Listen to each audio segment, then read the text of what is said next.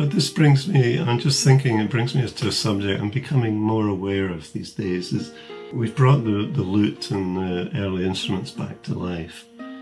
And we don't own their future.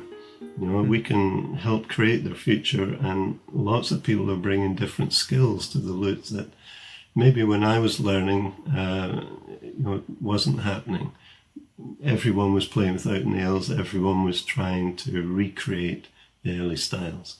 And so I got into authentic playing, with gut strings and the right instruments and so on, pitches, temperaments, all this stuff, and ornamentation. And so you do a lot of research and, experimentation. But now there's a whole new group of younger people with maybe a rock guitar background coming in, playing the lute, bringing in different ideas. And I'm beginning to think, at first I was quite annoyed with somebody, that's not the way they did things. And then they start saying early music police. And I said, well, and I got confused for a while. I say, hold on, the people who you accuse of being early music police were just curious about how things were at a different time. And we spent a lot of time just trying to find out, not about me, but about these people. How did they play, and what feelings were they having? Why did they write the music they wrote? Right.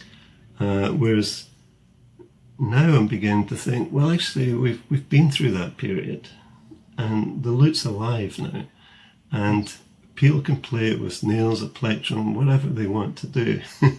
They can, as long as they're not saying this is how it was done historically. Exactly. They can arrange pop music on it, heavy metal. I believe that you've been shredding, and it's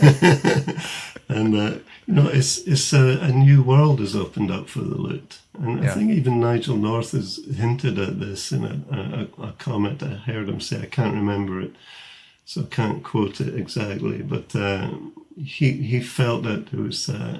It's a new world now for the lute. And some people can go and try and recreate the past, and some people can say, give me that instrument, I want to write new music and do things differently. And I think that's good. It's a little bit like it reminds me a bit about the oud, which is an instrument with an even older tradition than the lute.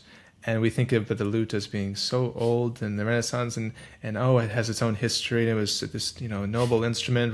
It's like, but the oud has double the history, And at the same time, how is the oud being played in infinite styles, and yet the oud shines through with its own nature, its own idioms, and when you take an oud and you apply it to various styles, you get something, a new mix of something, the flavor of the oud, but with jazz. And I've heard people do oud. My colleague Alain Serial just released a Bach CD called Plucked Bach on oud, arch, lute, baroque guitar, and he did some C minor Bach works on the oud, and it's one of the most beautiful things I've heard. It's so refreshing. And so if we look at that as an example. It seems to make sense that the lute has kind of the same destiny, where, as you say, people can say, "I'm wearing my historical hat.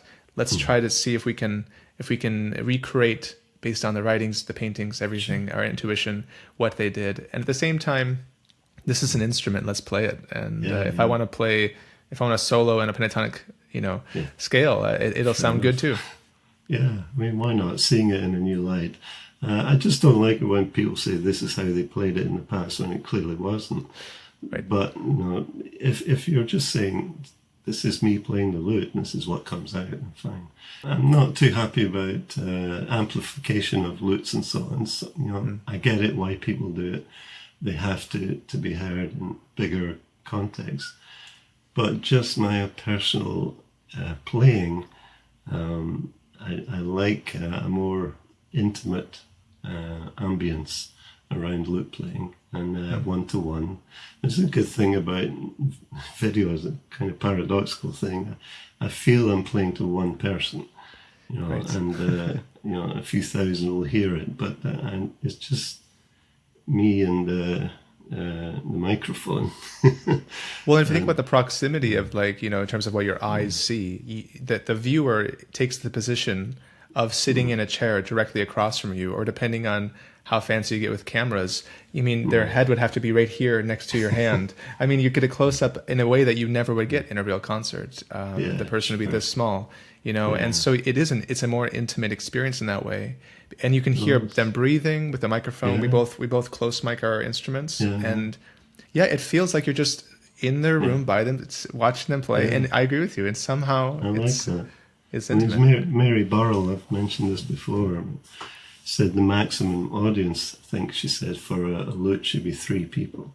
You know, and that's great. You know, it's too many. You know, just 1-to-1 is, and we can do that via YouTube somehow.